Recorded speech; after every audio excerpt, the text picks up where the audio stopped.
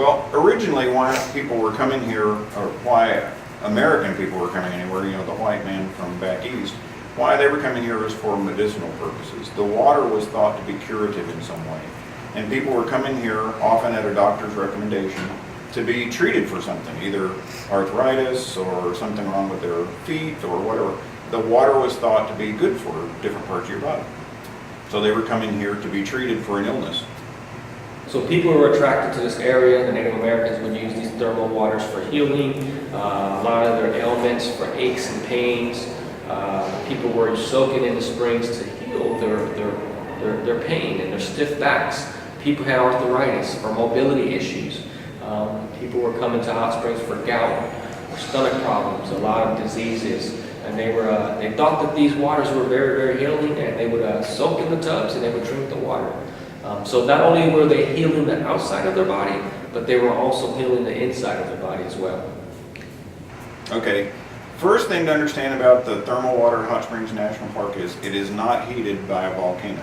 There's no dragon underground. It is a natural process. There's a phenomenon called the geothermal gradient, and it's a naturally occurring thing in the earth, and especially as an average across the entire planet.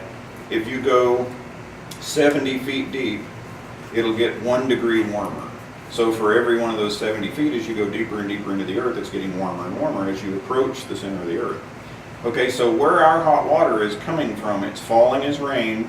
About 4,000 years ago, it fell as rain onto Indian Mountain in the what's called the recharge zone.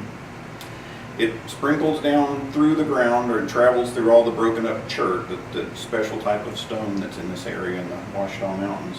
And it trickles down to about 8,000 feet. And at that depth, it's so hot, the earth itself is so hot at that depth that the water is heated. And then it's pushed by the weight of the water in the system, the hydrostatic pressure. It's pushed against a fault line that's right along the west side of Hot Springs Mountain. And it's forced back to the surface a lot faster than it trickled down in the first place, so it doesn't have time to cool off as it's coming out. So in the discharge zone, where the thermal springs are, its water is coming out of the ground at about 143 degrees average. There are 47 springs, about 143 degrees, and in 24-hour period, you'll get about 700,000 gallons of water out of it. Besides the thermal water that's in the park area, there are a lot of cold water springs all over Garland County.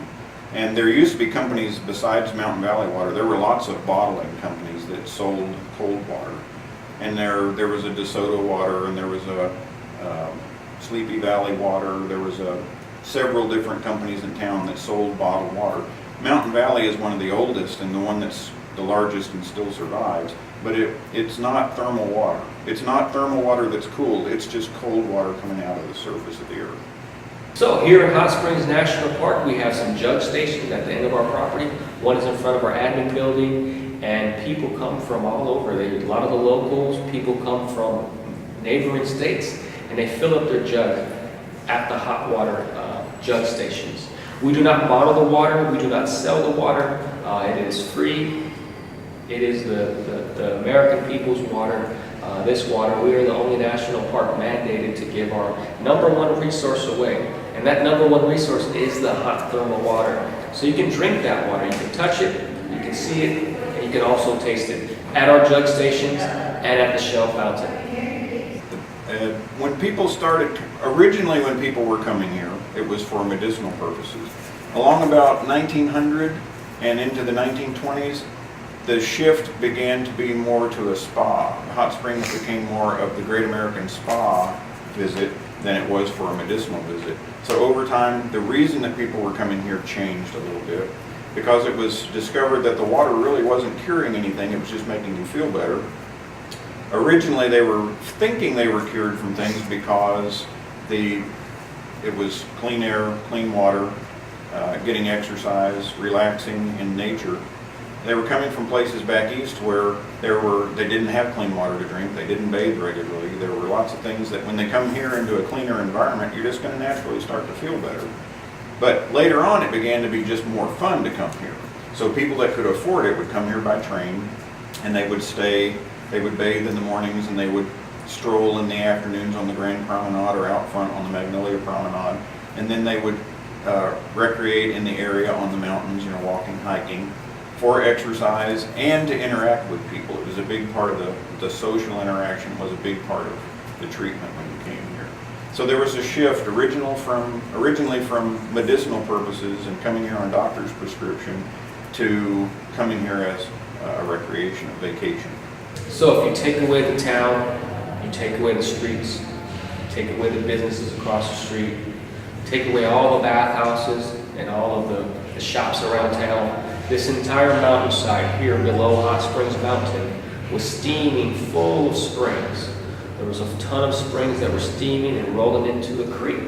Outside, the sidewalk that you walked in on, that is a creek. The creek still exists, but it is now in a creek arch. But back in the day, before the bathhouses were built, that was an open creek, and all that thermal water would flow into the creek and flow into the lakes out of town. So it would flow into the Lake Washita, Lake Hamilton as well. So it was a very natural area.